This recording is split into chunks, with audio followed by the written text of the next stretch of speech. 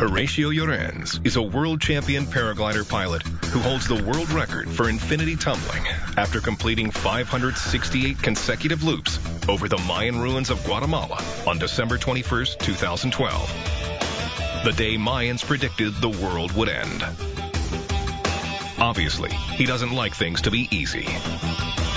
He trots the globe, risking his life at each stop. San Marcos, Mexico. Horatio finds dangerous and unconventional conditions to train. In a dust storm.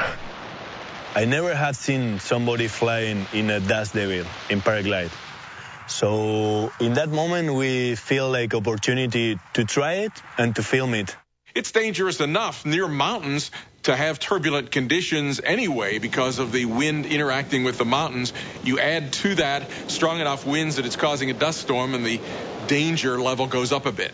Once I was in the air, I was pretty scared of this wind because when it's too strong, it's really bad for us. This is one rule for paragliding: don't fly with too much wind or you will be in troubles for sure.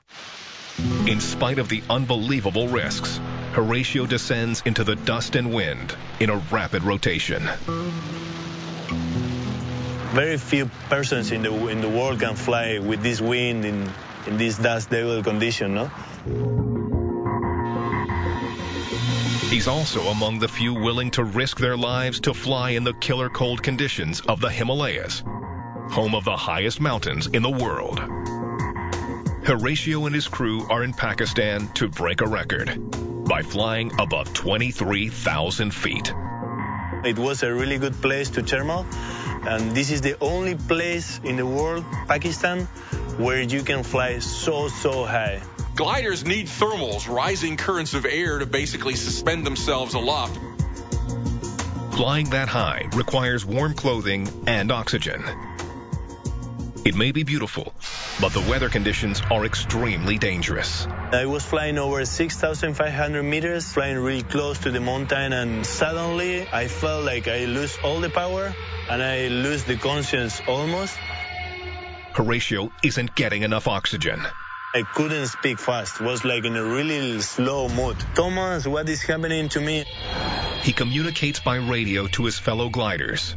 Thomas told me to put the oxygen in the maximum power and to go into the valley. So if I lose the conscience into the valley, I have the chance to don't hit the mountain.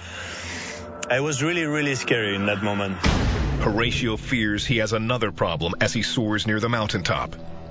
Frostbite. When we fly in paraglide, we fly in this position. It means that the blood is not coming easily to the hand. So when you are flying against so much wind and really cold conditions like in Pakistan, the hand gets really frozen easily. It was in the limit to froze my fingers. They don't break the altitude record, but they do keep all their fingers and toes for their next flight in Tanzania, which could incinerate them in seconds. Horatio is going to paraglide over one of the most unusual active volcanoes in the world, Oldoño Lingay, Mountain of the Gods. It was so warm that we start climbing in a thermal really fast. Come on. So in a matter of 10 minutes, we were flying over the volcano. Woo-hoo-hoo! Yeah!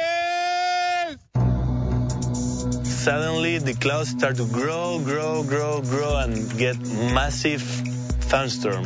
So it was like a wind coming, but we could see it by a wall of sand. You know, it was a sandstorm. So I decided, okay, I go to land in the crater before the sandstorm to arrive. He hopes the storm will pass in an hour, but he couldn't be more wrong. 2 hours, 3 hours, 4 hours, 5 hours. It's getting dark. Oh la la, I don't have food, I don't have water. What I'm doing here? And I had to spend the night. Totally unprepared, Horatio can barely stand the fumes from the volcano. The gas are really toxic in a volcano, so I could die there. Hello, good morning. Covered in soot. At least he's alive to make his escape from this poisonous adventure.